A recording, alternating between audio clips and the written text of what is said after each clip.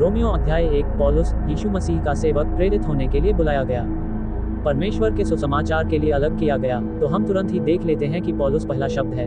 अतः पौलुस यीशु मसीह का सेवक है और उसे प्रेरित होने के लिए बुलाया गया है। पौलुस के सभी 13 पत्रों में पहला नाम है और उसे परमेश्वर के सुसमाचार के लिए अलग किया गया है।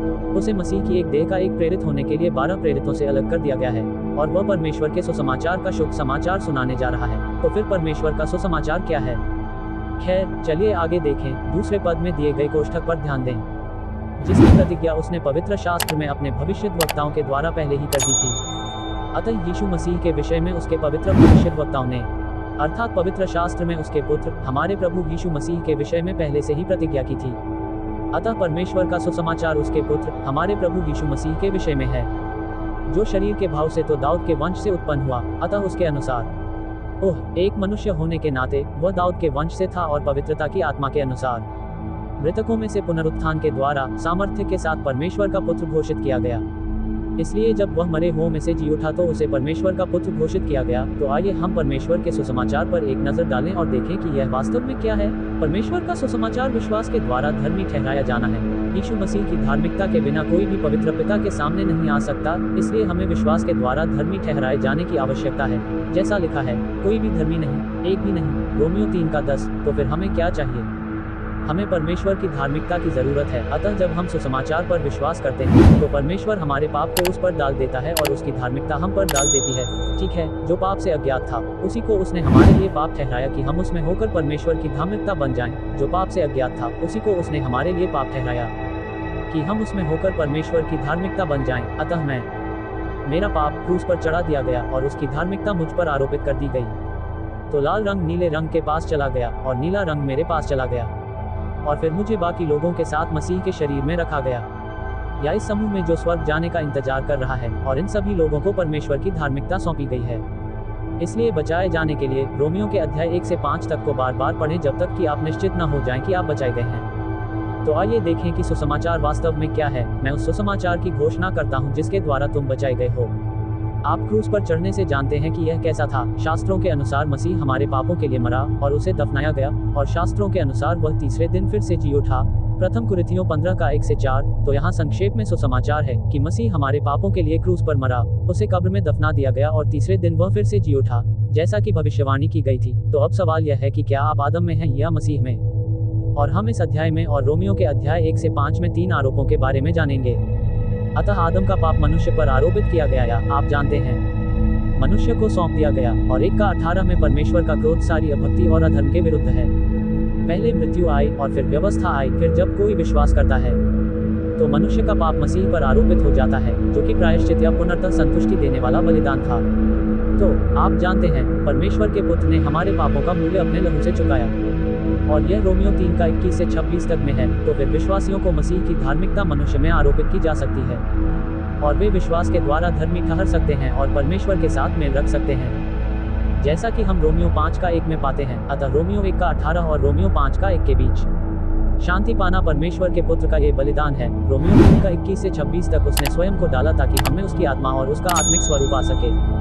तो आइए आदम में होने पर एक नजर डालें। ठीक है, अतः आदम में सभी लोग पापी पैदा होते हैं और इसलिए वे शैतान के राज्य और कानून में हैं। व्यवस्था का उद्देश्य पाप का ज्ञान कराना है ताकि हमें पता चले कि हम कितने पापी हैं। यह ऐसी चीज नहीं है जिसे हम अपने पास रख सकें, लेकिन मसीह क्रूस पर मरा, कब्र में दफनाया गया और पुनर्जीवित हुआ। और जब हम विश्वास करते हैं कि परमेश्वर मेरे हृदय को देखता है और वह मुझे परमेश्वर के पुत्र की आत्मा देता है, अतः अब मैं आदम से मसीह में स्थानांतरित हो चुका हूँ, क्योंकि वह मुझ में दफन है। क्योंकि जैसे आदम में सब मरते हैं, इसी प्रकार मसीह में सभी को जिलाया जाएगा। प्रथम कुरिन्थियों 15:22। तो मुझे अनंत जीवन मिलेगा और मुझे मरना नहीं पड़ेगा। तो आइए हम शिक्षा प्रक्रिया पर एक नजर डालें। अतः हमारी शिक्षा प्रक्रिया या हमारा पाठ्यक्रम या हमारे निर्देश पौलुस के पत्रों में है। इसकी शुरुआत रोमियो की स्थापना से होती है और फिर पहले और दूसरे कुरिन्थियों तथा गलातियों में रोमियो की टीकाएं लिखी गई हैं। फिर अगला स्तर इफिसियों का उन्नत सिद्धांत है, यह आधारभूत सिद्धांत है, और फिलिपियों और कुलुसियों की पुस्तकें इफिसियों पर टिप्पणियां हैं। इसके बाद पहला और दूसरा थिस्सलुनीकियों का अध्याय आता है, जो मसीह के आगमन के बारे में है, और फिर पहला और दूसरा तीमुथियुस का अध्याय आता है। तीतुस और फिलेमोन उस घर में कैसे रहना है इसके लिए पादरी पत्र हैं। तो ये हमारी उन्नति या अधिसंरचना है जो हम प्राप्त कर सकते हैं।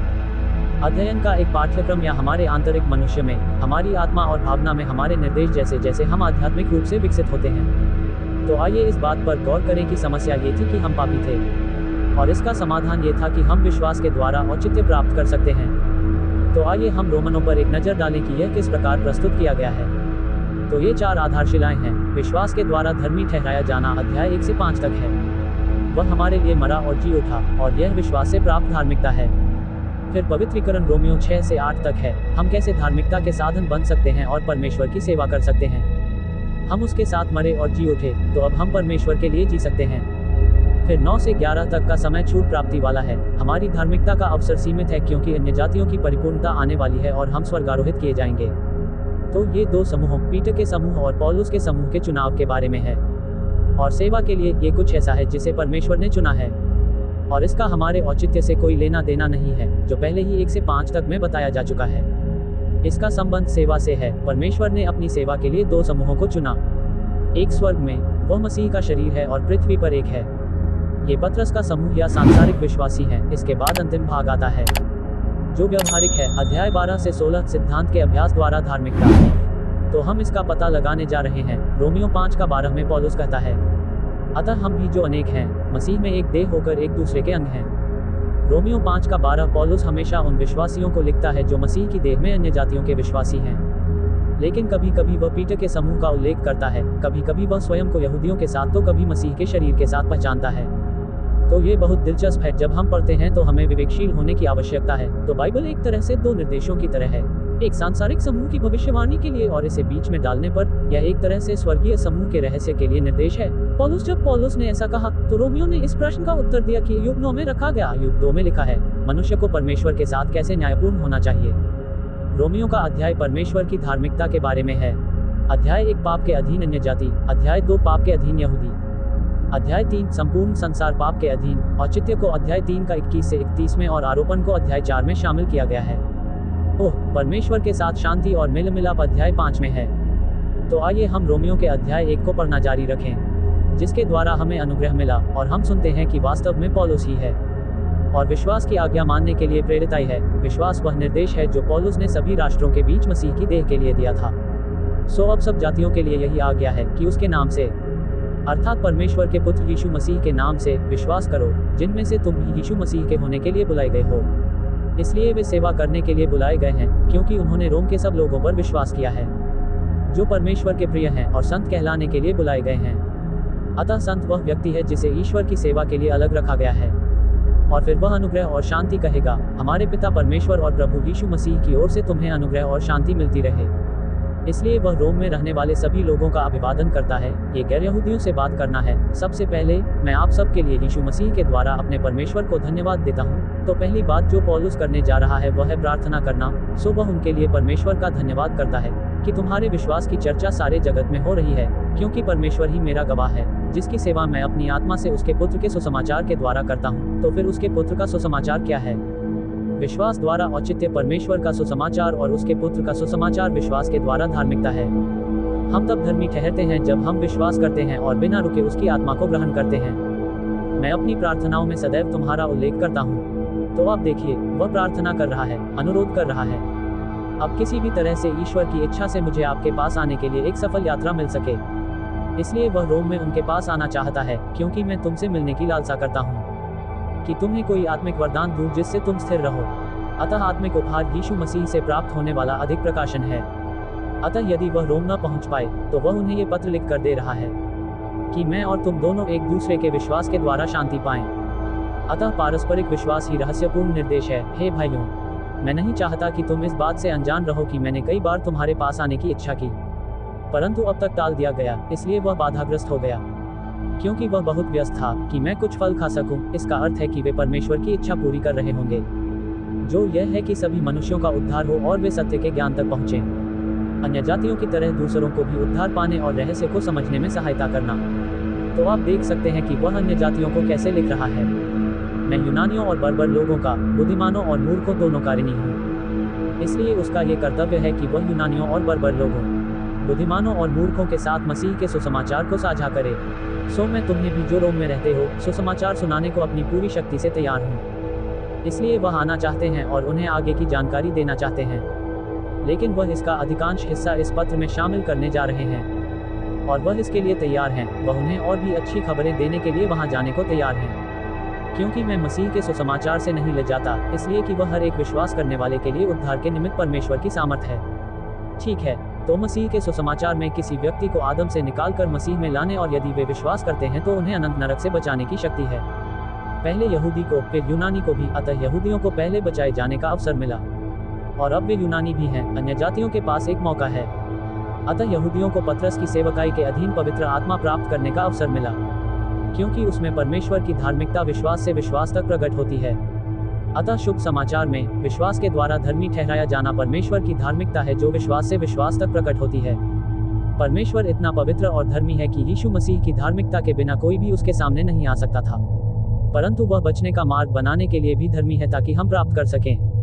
हम जो असहाय पापी हैं उसके पुत्र की धार्मिकता को प्राप्त कर सकते हैं। जब हम विश्वास करते हैं तो यह विश्वास से प्रकट होता है, परमेश्वर के पुत्र के विश्वास से, हमारे विश्वास से। जब हम विश्वास करते हैं क्योंकि उसके पास यह विश्वास था कि पिता उसे मृतकों में से जीवित करेगा, जैसा लिखा है, धर्मी जन विश्वास से जीवित रहेगा। अतः हम विश्वास से बचाए जाते हैं और विश्वास से ही जीते हैं। अब बुरी खबर आ रही है, क्योंकि परमेश्वर का क्रोध तो उन लोगों की सब भक्ति और अधर्म पर स्वर्ग से प्रकट होता है जो सत्य को अधर्म से दबाए रखते हैं। अतः परमेश्वर का क्रोध उन लोगों के विरुद्ध है जो परमेश्वर की कही हुई बातों को नहीं मानते कि परमेश्वर कौन है और उसने क्या कहा है सच में। लेकिन अधर्म में ये परमेश्वर का क्रोध उनके खिलाफ है, अविश्वासियों, क्योंकि परमेश्वर के विषय में जो कुछ जाना जा सकता है वह उनके मन में प्रकट है, क्योंकि परमेश्वर ने उन पर प्रकट किया है। इसलिए लोगों को सहज रूप से परमेश्वर का ज्ञान है और जिसने उसे बनाया है, क्योंकि जगत की रचना के समय से उसकी अदृश्य वस्तुएं स्पष्ट रूप से देखी जा सकती हैं। ठीक है, अतः सृष्टि से अदृश्य चीजें स्पष्ट रूप से देखी जा सकती हैं। तो कुछ अदृश्य चीजें हैं, जैसे अगर हम सूक्ष्मदर्शी से देखें तो हम सूक्ष्मदर्शी के नीचे हर चीज का विवरण देख सकते हैं, या अगर हम दूरबीन से देखें तो हम देख सकते हैं कि परमेश्वर ने कितनी अद्भुत सृष्टि की रचना की है। जो चीजें बनाई गई हैं उनसे समझा जाना तो ये बनी हुई चीजों से समझा जाता है जिन्हें परमेश्वर ने बनाया है, उसके प्राणी, यहाँ तक कि उसकी सनातन सामर्थ्य और ईश्वरत्व भी। इसलिए हम सहज रूप से उसकी शाश्वत शक्ति और ईश्वरत्व को समझते हैं। ईश्वर का अस्तित्व है, इसलिए उनके पास कोई बहाना नहीं है, कोई नहीं है, इसका कोई भी बहाना हो सकता है, यहाँ तक कि सबसे अंधकार में, सबसे गहरे अफ्रीका में भी, क्योंकि सारी सृष्टि उसकी शाश्वत शक्ति और ईश्वरत्व को प्रदर्शित करती है। और साथ ही आप जानते हैं, मनुष्य में कुछ है। हम जानते हैं कि परमेश्वर का अस्तित्व तब से है जब हम छोटे थे, क्योंकि जब उन्होंने परमेश्वर को जाना तो उन्होंने उसे परमेश्वर के रूप में महिमा नहीं दी, न ही आभारी थे। तो अब वह उत्पत्ति 10 और 11 में बाबेल के गुम्मट के समय के बारे में बात कर रहे हैं जब उन्होंने परमेश्वर को जाना था। अन्य जाति लोग आभारी नहीं थे, उन्होंने उसकी महिमा न की और न धन्यवाद किया, वरन व्यर्थ कल्पनाएं करने लगे, यहाँ तक कि उनका मूर्ख मन अंधेरा हो गया। इसलिए उन्होंने परमेश्वर की महिमा न करके या उसका धन्यवाद न करके मूर्खता की, और इस प्रकार उनका हृदय अंधकार में हो गया, अपने आप को बुद्धिमान बताते हुए वे मूर्ख बन गए। ये मूर्ख ही हैं जो परमेश्वर और उसके वचन को अस्वीकार करते हैं और अविनाशी परमेश्वर की महिमा को परिवर्तित करते हैं। ईश्वर भ्रष्ट नहीं हो सकता, वह भ्रष्ट मनुष्य, पक्षियों, चौपायों और रेंगने वाले जंतुओं के लिए एक आदर्श प्रतिमा है। तो यहाँ कुछ रेंगने वाली चीजें हैं। अतः जब उन्होंने ईश्वर को अपमानित किया तो वे स्वयं भी अपमानित और विकृत हो गए, जैसा कि हम देखेंगे। इस कारण परमेश्वर ने उन्हें उनके मन की अभिलाषाओं के अनुसार अशुद्धता में छोड़ दिया कि वे आपस में अपने शरीरों का अनादर करें, तो वह उन्हें छोड़ने जा रहा है, जैसा कि हम 3 बार देखेंगे। इसलिए वह उन्हें विकृत कार्य करने देगा, जैसे व्यभिचार और अन्य कार्य। परमेश्वर के सत्य को झूठ में किसने बदल दिया? ठीक है, तो झूठ यही सामने आ जाएगा और सृष्टिकर्ता की अपेक्षा प्राणी की अधिक पूजा और सेवा की जाएगी, जो सदैव धन्य है। आमीन। अतः प्राणी पूजा झूठ है, हमें उस सृष्टिकर्ता की पूजा करनी चाहिए जो सदैव धन्य है। आमीन। वह आप जानते हैं, सर्वशक्तिमान परमेश्वर है। इसी कारण परमेश्वर ने उन्हें घृणित अभिलाषाओं के लिए छोड़ दिया। अतः अब वह उन्हें पहले अशुद्धता और अब घृणित अभिलाषाओं के हवाले कर रहा है, क्योंकि उनकी स्त्रियों ने भी अपने स्वाभाविक आचरण को बदलकर प्रकृति के विरुद्ध आचरण कर लिया। तो महिलाओं का स्वाभाविक उपयोग बच्चे पैदा करना था, लेकिन अब वे, आप जानते हैं, उस तरह से संतान पैदा नहीं करेंगी जैसा कि उनसे अपेक्षित था। वैसे ही पुरुष भी स्त्रियों के साथ स्वाभाविक व्यवहार छोड़कर एक दूसरे के प्रति अपनी वासनाओं में जलने लगे, और पुरुषों ने पुरुषों के साथ अनुचित काम करके अपने भ्रम का ठीक फल पाया। अतः स्त्रियां स्त्रियों के साथ, पुरुष पुरुषों के साथ समान लिंग संबंध रखते हैं और वे अनुचित काम करते हैं और अपनी भूल का फल पाते हैं। इस प्रकार की जीवन शैली बीमारी, पागलपन और आत्महत्या की ओर ले जाती है। और इस प्रकार आप जानते हैं, उन्हें उनका उचित प्रतिफल मिलता है। और चूंकि उन्होंने परमेश्वर को अपने ज्ञान में बनाए रखना पसंद नहीं किया, इसलिए परमेश्वर ने उन्हें त्याग दिया। इसलिए परमेश्वर ने उन्हें उनके निकम्मे मन पर छोड़ दिया कि वे अनुचित काम करें। तो फिर निंदित मन क्या है? खैर, यिर्मयाह में यह निकम्मी चांदी के बारे में बात करता है। यह मूर्खों जैसा है। आप जानते हैं, चांदी यह असली चीज या मूर्खों का सोना नहीं है। यह असली चीज नहीं है। और यदि आपने ध्यान दिया हो तो परमेश्वर उन्हें शरीर, प्राण और आत्मा दे रहा है। तो यहाँ उनका मन है, आत्मा मन में है। अब क्योंकि वे अपने मन में ईश्वर को बनाए रखना पसंद नहीं करते, उनके मन में ईश्वर का वास नहीं है और वे ऐसे काम कर रहे हैं जो उचित नहीं है। इस प्रकार वे स्वयं को पानी से भरे गिलास की तरह समस्त अधर्म से भर रहे हैं। गंदा पानी, ठीक है। अब पौलुस एक सूची बनाने वाला है। तो क्या ये सब धार्मिकता की सूची में है? व्यभिचार, जो कि आप जानते हैं, विवाह के बाहर यौन संबंध है। दुष्टता, तुम्हें पता है, बुरे काम करना, दूसरे लोगों की चीजों की चाहत रखना, दुर्भावना, अन्य लोगों के प्रति दुष्ट होना, ईर्ष्या से भरा हुआ, हत्या, वाद विवाद, छल, तुम्हें पता है, बहस, छल, धोखा देना, दुर्दमता। खैर, ये बुरी खबर है। बुरा काम करना, आप जानते हैं, द्वेष और कानाफूसी से भरा हुआ। ये गपशप या बदनामी जैसा है। चुगलखोर, ईश्वर से घृणा करने वाले। आप जानते हैं, ये बहुत ही घमंडी बात है। यीशु मसीह ने जो किया उस पर गर्व करने के बजाय वे स्वयं पर गर्व करते हैं। द्वेषपूर्ण, आप जानते हैं, वे द्वेषपूर्ण हैं। वे डींगे मारते हैं। परमेश्वर की स्तुति करने के बजाय अपने बारे में डींगे मारते हैं। बुरी चीजों के आविष्कारक हैं, इसलिए वे बुरे विचार लेकर आते हैं। माता पिता की अवज्ञा करते हैं। उनसे अपेक्षा की जाती है कि वे अपने माता पिता की आज्ञा का पालन करें, लेकिन वे समझ से रहित नहीं हैं, इसलिए वे समझ नहीं रखते, क्योंकि उनका मन निकम्मा है। वाचा तोड़ने वाले, ठीक है, ये यहूदियों के बारे में बात कर रहा है, क्योंकि कोई भी वाचा अन्य जातियों के लिए नहीं थी। अतः यद्यपि यहूदी अब्राहम के वंशज थे, फिर भी वे आदम और हव्वा के पुत्र और पुत्रियां भी थे। ठीक है, तो परमेश्वर ने पहले ही इस्राएल को कुछ समय के लिए छोड़ दिया था और उन्हें तितर बितर कर दिया था, इसलिए वे पापी बन गए हैं। अन्य लोगों की तरह वे भी पापी बन गए हैं। वे स्वाभाविक स्नेह से रहित अन्य जातियों के समान ही बुरे थे। अब ये कहना बहुत दुखद बात है। कोई ऐसा व्यक्ति जो, आप जानते हैं, अपने जीवन साथी या अपने बच्चों की भी परवाह नहीं करना चाहता। अधिक, ये वह व्यक्ति है जो सत्य से सहमत होने से इनकार कर रहा है।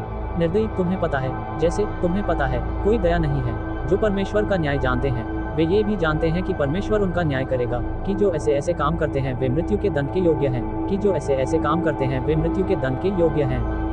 न केवल आप भी वैसा ही करें, बल्कि ऐसा करने वालों से प्रसन्न भी हों। सो वे, यहूदी और यूनानी दोनों, एक ही जैसे बुरे काम करते हैं और उनसे प्रसन्न होते हैं जो ऐसे काम करते हैं। तो आइए समय रेखा पर एक नजर डालें। ठीक है, इसलिए शुरू में परमेश्वर ने स्वर्ग और पृथ्वी की रचना की। फिर पृथ्वी पर अराजकता फैल गई और फिर परमेश्वर ने इसे पुनः स्थापित किया और आदम और हव्वा के लिए इसे अच्छा बना दिया। फिर आदम आया, फिर नूह आया और फिर बाबेल का गुम्मट वह स्थान है जहां अन्य जातियों को अलग रखा गया। तब परमेश्वर ने अब्राहम को बुलाया और उसका अपना राष्ट्र बनाया। फिर मूसा आए, फिर दाऊद, डैनियल। 400 वर्षों की चुप्पी के बाद यूहन्ना बपतिस्मा देने वाला आया, जिसने यहूदियों को परमेश्वर के पुत्र यीशु मसीह से परिचित कराया। और 3 वर्ष की सेवकाई के बाद वह क्रूस पर मर गया, दफनाया गया और फिर से जी उठा। इसके बाद वह 40 दिन तक यहाँ रहे और फिर जैतून पहाड़ से ऊपर चले गए। 10 दिन बाद उसने पवित्र आत्मा को और ऊपरी कमरे में सच्चे विश्वासियों के छोटे झुंड पर भेजा और यहूदियों को 1 साल के लिए राज्य का नया प्रस्ताव दिया, जिसे अस्वीकार कर दिया गया क्योंकि उन्होंने स्टीफन को पत्थर मार दिया था। धार्मिक नेताओं ने स्टीफन को पत्थर मार दिया था और इसलिए न्याय करने और क्लेश भेजने के बजाय परमेश्वर ने रहस्य को सम्मिलित किया और क्लेश को स्थगित या विलंबित कर दिया। अतः परमेश्वर दमिश्क के मार्ग पर तरसुस के शाऊल के सामने प्रकट हुआ, जो बाद में पौलुस बन गया, और अनुग्रह का प्रबंध या रहस्य शुरू हो गया था कि परमेश्वर के पास लोगों का एक और समूह था जिसे वह पौलुस के सामने मसीह के प्रकट होने और हमें उठा लेने के लिए मसीह के प्रकट होने के बीच बचा रहा था, जो स्वर्ग में रहेंगे। दोनों ओर के बाकी लोग पृथ्वी पर रहेंगे। अतः हमारे स्वर्गारोहण के बाद एक समयावधि होगी, फिर क्लेश या 7 वर्षों की भविष्यवाणी दानियेल द्वारा की गई। 4 का 90 के अंतिम 7 वर्षों में 7 वर्षीय क्लेश आरंभ होगा, जिसे परमेश्वर का क्रोध भी कहा जाता है। फिर उन 7 वर्षों के बाद मसीह का दूसरा आगमन होगा पृथ्वी पर अपना राज्य स्थापित करने के लिए। फिर उसके प्रथम सहस्राब्दी शासनकाल के बाद सभी खोए हुए लोगों का महान श्वेत सिंहासन न्याय करेगा और नरक और मृत्यु को आग की झील में डाल दिया जाएगा। तो बाइबल की पुस्तकों के अनुसार एक समय रेखा है। उत्पत्ति से लेकर प्रेरितों के काम 9 तक का पूरा सिलसिला यहाँ तक आता है। ये भविष्यवाणी है। तब रहस्य रोमियो 2 है, फिलेमोन पौलुस द्वारा लिखित 13 पुस्तकें स्वर्गीय समूह के लिए हमारे निर्देशों के लिए हैं। इसके बाद इब्रानियों से प्रकाशित वाक्य की पुस्तकें आती हैं, जो इसराइल को क्लेश से निकलकर राज्य में प्रवेश करने में सहायता करती हैं। तो आप देख सकते हैं कि पुस्तकों में एक क्रम है। अतः इसराइल के पतन के साथ स्टिफनुस को पत्थरवाह किए जाने और इसराइल के कम होने के कारण उद्धार अब अन्य जातियों के पास चला गया है। अतः जो अन्य जाति लोग बाबेल के गुम्बद के पास अलग कर दिए गए थे, अब उनके पास विश्वास करने का एक और अवसर है। और पौलुस सबको लिखता है कि जो रोम में है, रोम में ही रहो। रोमियो 1:7। अतः प्रेरितों के काम 17 में हमें कुछ दिलचस्प बात मिलती है। क्योंकि हम परमेश्वर की संतान हैं, इसलिए हमें यह नहीं सोचना चाहिए कि परमेश्वरत्व सोने, चांदी या पत्थर के समान है, जो कला और मनुष्य की युक्तियों से गढ़े गए हैं। हमें ईश्वरत्व को मूर्ति के रूप में नहीं समझना चाहिए, क्योंकि हम ईश्वर द्वारा निर्मित संतान या प्राणी हैं। और इस अज्ञानता के समय पर परमेश्वर ने आंखें मूंद ली। उसे अन्य जातियों से कुछ भी बेहतर की उम्मीद नहीं थी, आप जानते हैं। लेकिन अब सभी पुरुषों को हर जगह पश्चाताप करने या अपने मन को बदलने की आज्ञा दी गई है, ताकि वे अन्य जाति अब्राहमिक वाचा द्वारा इसराइल को आशीर्वाद देने के माध्यम से अभी भी बचाए जा सकें। परंतु अब उनके पास उद्धार पाने का एक और अवसर है, क्योंकि उसने एक दिन ठहराया है जिसमें वह उस मनुष्य के द्वारा धार्मिकता से जगत का न्याय करेगा, जिसे उसने ठहराया है, और उसे मरे हुओं में से जिलाकर सब पर इसकी गारंटी दे दी है। अधिनियम 17 का 29 से 31 तक। तो अब यह मुक्ति का एक और अवसर है, जैसा कि मैंने बताया, अन्य जातियों के लिए। और वे आश्वस्त हो सकते हैं कि आप जानते हैं, मृतकों में से पुनरुत्थान संभव है, क्योंकि परमेश्वर का पुत्र पुनर्जीवित हुआ था, और इसलिए वह हमें पुनर्जीवित कर सकता है। तो पतरस और पौलुस पिछले 2000 वर्षों से शैतान की रणनीति पतरस और पौलुस को एक क्रूस के द्वारा मिला देने की रही है। मसीह ने 2 समूहों को बचाया ताकि उनमें अपना आत्मा डाल सके। तो हम भी, आप अब पतरस के समूह को जानते हैं। हालांकि पतरस का समूह रुका हुआ है। प्रेरितों के अध्याय 15 में इन्हें विराम दिया गया था, और आज परमेश्वर पौलुस के माध्यम से बोल रहा है। अतः हम व्यवस्था विवरण 4 का 19 में भी पाते हैं, परमेश्वर इसराइल से कह रहा है कि तू अपना सिर ऊंचा मत कर। खैर, मूसा की आंखों के माध्यम से स्वर्ग की ओर, और जब तू सूर्य, चंद्रमा और तारों को, अर्थात आकाश के समस्त गणों को देखे, तो क्या तू उन्हें पूजने के लिए प्रेरित हो जाएगा? वैसे ही स्वर्ग की सारी सेना गिरे हुए स्वर्गदूत हैं, और उनकी सेवा करते हैं, जिन्हें प्रभु तुम्हारे परमेश्वर ने सारे आकाश के नीचे की सारी जातियों में बांट दिया है। अन्य जातियों का अर्थ है राष्ट्र। इस प्रकार सभी अन्य जातियों को स्वर्ग की सेना, अर्थात पतित स्वर्गदूतों में विभाजित कर दिया गया है। अतः हमें दूसरे स्वर्ग में पतित स्वर्गदूतों के हवाले कर दिया गया है, और परमेश्वर नहीं चाहता कि इसराइल भी ऐसा ही करे या वैसा ही काम करे। तो आप कर सकते हैं।